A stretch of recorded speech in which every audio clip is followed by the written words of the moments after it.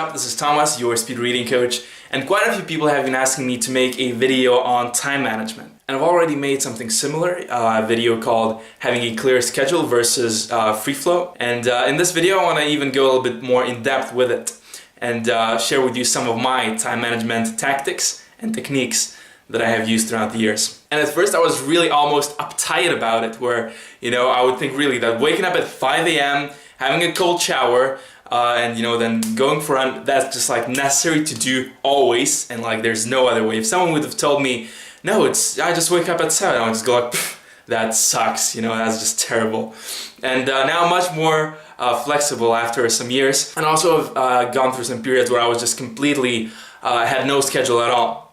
And what I found was that for me, the answer lies somewhere in the middle, somewhere in between those two extremes, and that how your day is structured and how you spend the time of your day is mainly determined by your key values or by your highest priorities. So for instance, say you've always wanted to read, or you've always wanted to spend more time studying.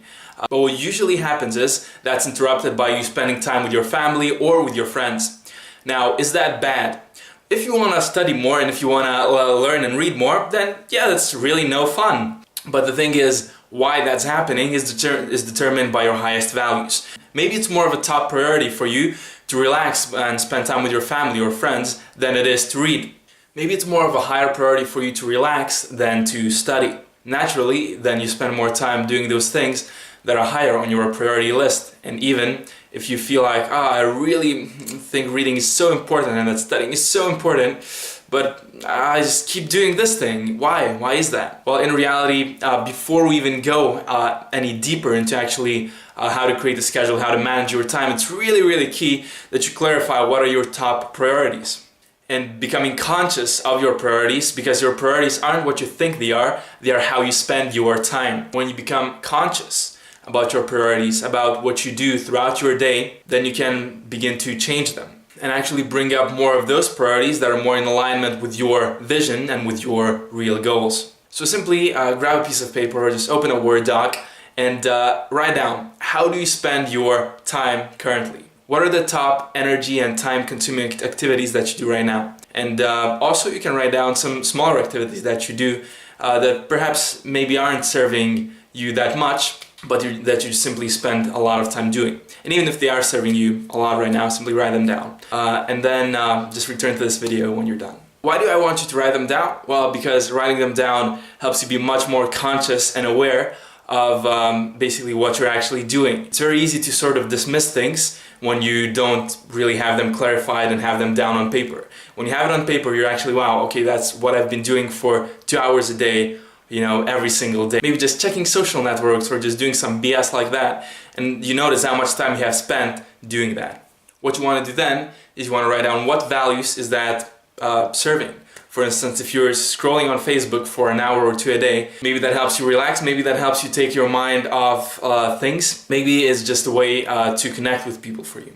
And you write down the key priorities that are actually served by doing that. Maybe sometimes it seems like some activity has completely no value or no use, but in reality, whatever you're doing, you're finding some value in it, obviously, even if it's just to take your mind off something or just to kind of, get yourself away from the world for a bit. And once you have that down, simply write down the things that you want to do more of, or perhaps that you're not doing enough. Maybe it is to start a YouTube channel. Maybe it is to start blogging. Maybe it is to start reading more. Whatever it is that you want to be doing, simply write it down and write down what priorities would that serve for you. A lot of the times, just clarifying how that would serve your life more, how would that serve your growth more, you actually convince yourself, wow, this does seem like it makes sense. The same as I'm doing with these videos, when I clarified what that does for me and how that makes me feel and how that helps me share my message with the world, then I'm naturally doing these videos daily.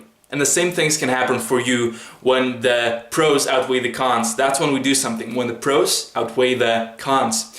And if you actually associate your highest values with those things that you really, really want to be doing more of, even if it's studying math and you hate studying math, you can simply clarify how that's going to help you with your career, how is that going to help you with your school, etc. And just imagine it and write it down really with the greatest benefits that can help you achieve. And I'm not a big believer in motivation, just getting really pumped or hyped from a seminar or just from something, or superficially just kind of doing some NLP on yourself and then doing it.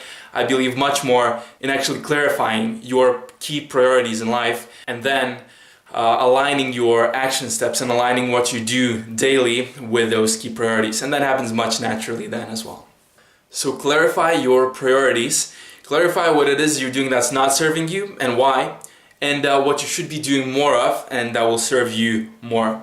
And before I go, another technique I want to share with you that I've thought up of myself is actually to clarify what you want to do at different levels of inspiration. So if I have quite a low level of inspiration, I allow myself to simply watch stuff, just watch videos, to read a book, to just do stuff like that. If I have a higher level of inspiration, let's call it level 2, what I do then is I allow myself to do something semi-productive. So maybe watch a training, maybe watch something that's interesting and also useful that I can actually apply and do stuff with. And even if I just stay at the level 1 and just kind of do whatever, eventually that does get boring. If I do that for 2 hours, then I'm like, okay, might as well just go and do something. If you are driven in your purpose, if you're driven in your life, that should naturally happen. If you actually are doing those activities that really resonate with your being, then naturally you're going to tend to do them as you have some free time, just because you feel inspired to do them. And if my inspiration is at level 2, then maybe I'm going to go watch some seminar or some video training, or just read something that I can use. If it's at level 3, maybe I'm going to go and create a product that I feel like I should do it, but maybe I'm not like super excited to do it, but I feel like I should do this, I should create that, I should go work on something. And then if I'm at level 4, then I'm maybe gonna go and make a video for you like I'm doing now. So it's a brilliant idea to actually give yourself some freedom and some space in your daily schedule to do the things that you feel the most inspired to do. That's gonna come the most effortlessly. That's gonna basically be, if you have a heavy meal and then you have to go and do really serious work, maybe it's not the best.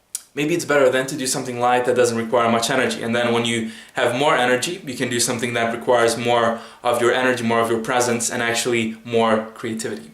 So I hope this helps clarify what activities in your days and in your life aren't serving you and what are, and see how can you replace them, those that aren't serving you, with those that are. Even just have a dialogue with yourself. You can have the dialogue on paper and then go ahead and put that down in your schedule. And also, if you resonate with the method of acting at your level of inspiration and giving yourself some space in your day, and if you have the freedom to do that every day and actually act on what you're inspired on the most, then I recommend that you really try that out as well, and then let me know how that goes in the comments. And if you'd like to learn how to speed read, then simply grab my free speed reading course that's gonna help you read a bunch of more books on productivity if you feel like you want to, and also just to incorporate reading in your busy daily schedule to grow yourself, grow your business, and grow your lifestyle. So click here to grab the course, and I'll speak with you soon. Bye-bye.